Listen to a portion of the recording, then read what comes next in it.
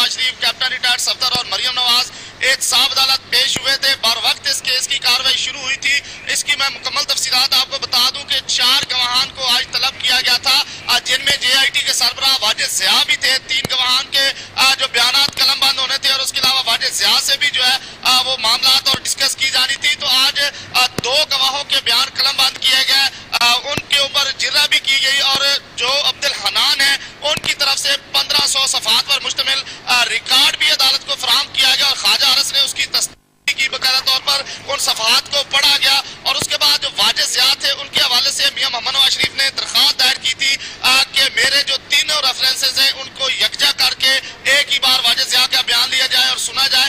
तो जबकि नायब के प्रोसिक्यूटर की तरफ से उसकी मुखालफत की गई और आज उसका फैसला भी महफूज कर लिया गया था और वो फैसला भी सुना दिया गया।